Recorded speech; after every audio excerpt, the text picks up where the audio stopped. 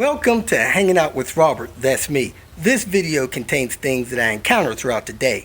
If for some reason I complete a task and you would like to see the details, you can click on the link in the description area below.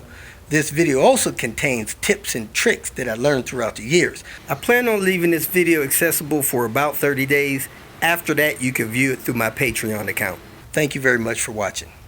I have 3 Jewel headlights, 2 Volvo and 1 Depot. These are 150 plus shipping.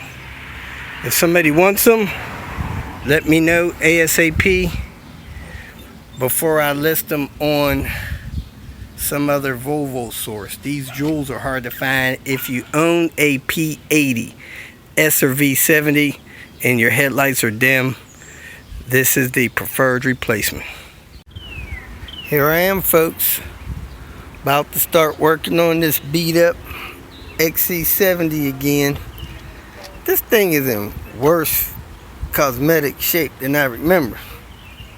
Anyway, it needs water pump replaced, CV axle replaced, PCV done, and a few other things. I'm gonna start off with that CV axle on the other side and then jump on the water pump timing belt stuff, and then head back to Florence, Kentucky. Probably swing by the junkyard, get a power steering pump for James, then knock out that for him, and then head on up to Cincinnati, do a couple more timing belt jobs. ABS wire is broken. I don't think I ever seen that before. She said broke on the other side too. Anyway, we're gonna pop this strut loose, get this CV axle out of here. You can tell by the rust on these rotors, this car really hadn't been driven that much lately. Got those 2 bolts out. I'm gonna drop this down. You can see where the boot is torn wide open on this thing. Lost all its grease, it's clicking now. So I'm gonna pull this end out and then work on getting it out of the transmission. Got it loose. Ended up using my screwdriver with the busted tip on it.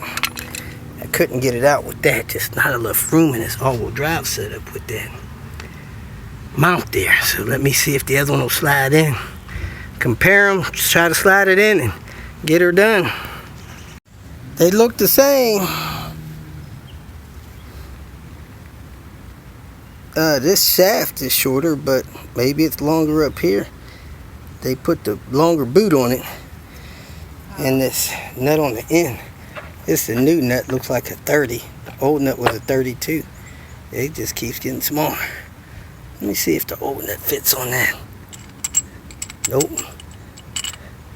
Whole tip is different. Let's get this thing on. All done with the CV axle install, all torqued on and everything.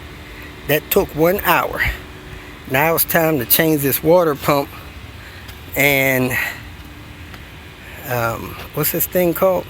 Idler roller. She doesn't have a tensioner, so we'll look at that and maybe get one of those over here in the future. When doing this stuff, it's nice to have somebody put some cones out for you, and I put that tire out there, so they gotta do a little bit of effort before they can hit the car. So let's get this water pump stuff off. We're going to replace this water pump because somebody put an aftermarket water pump on it. Somebody got stray timing belt marks. That's the real mark there. Real mark there. It's got the mechanical tensioner, but the idler's aftermarket too, so we're going to replace that. So I got the timing set,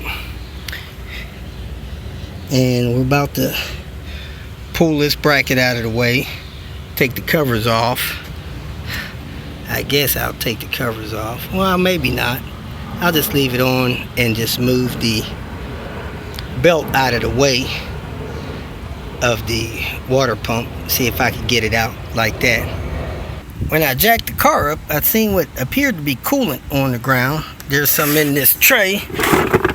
There's some in this tray here. And when I look right there, that is definitely coolant. This thing has a bad radiator. She said it's only a couple years old. Got it locally somewhere. Yeah, this little roller here is a cheap part as well, this tensioner roller. Man, this thing may not have 2,000 miles on it, But you turn it and it just keeps spinning. This should not be spinning like that. Maybe 3/4 of a turn. You know, that's probably not going to last 70,000 miles. So she needs to get one of these to get this replaced before it destroys the engine. And the thing that kind of stinks about these, it don't tell you which way to even turn that to tension it. They should have an arrow on them saying turn them this way to put tension on them.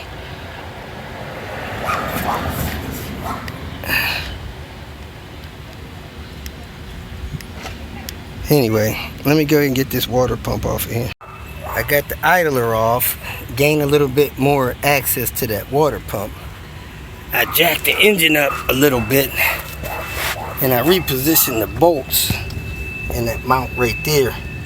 Makes it easy to get that water pump in and out.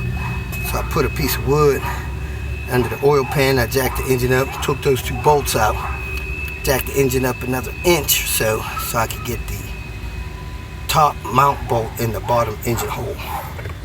So let's get that water pump off. So this timing belt stuff was recently put on within the last 4,000 or 5,000 miles, and this is the idler that was on it. And man, there's no way that this idler was going to last another 60,000, 70,000 miles. Look at it's already throwing grease. Look at that thing spinning. There ain't no way that would have made it.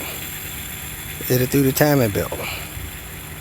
Junk parts. Let me show you the new one. This is the new one from INA. It doesn't even spin around once.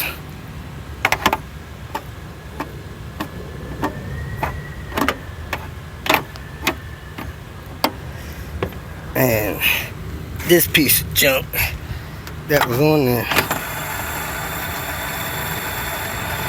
just can't do that. And this is the worst thing about this aftermarket non-Volvo BS crap. They glue the dang thing on there. You can't get it off. You sure ain't gonna get it clean. Broke the tip off the dang timing belt cover trying to knock the water pump out. Now it's got all this gasket that came apart on the engine. It's horrible. We got everything on. The bottom of the timing belt cover has a big chunk of it missing. Need to get one of those, and it's cracked right here. And I knocked that piece off of it trying to get the water pump out, but we should be good to go. Timing still looks set. And I'm gonna go ahead and roll it over a couple times to make sure it stays set. And we should be good to go. We'll fire it up after we get this coolant reservoir changed and make sure this doesn't bounce around. I tensioned it counterclockwise so it came down then went back up. If you start the car and that thing is bouncing around, it was tensioned the wrong way. That should be steady while the engine's running. Fired right up. The tensioner's nice and steady. And it sounds like it's missing, but we got what we want. It's tracking straight. Don't see no leaks. And we need to put some more coolant in there and we'll be good to go. All right, you can shut her down. We put a better light assembly in this right side. Those super dull ones are no good. But if you ever are in here and that thing is loose like that, it's useless. It's not adjusted anyway. It needs to be pushed back and snapped into its proper securing clips. You might have to take the glass off, pop these clips around there to get that on right. And this car is smoking. That thing is smoking pretty bad. Either the valve stem seals are shot or the turbo shot. It hadn't stopped smoking since you started it 2 minutes ago.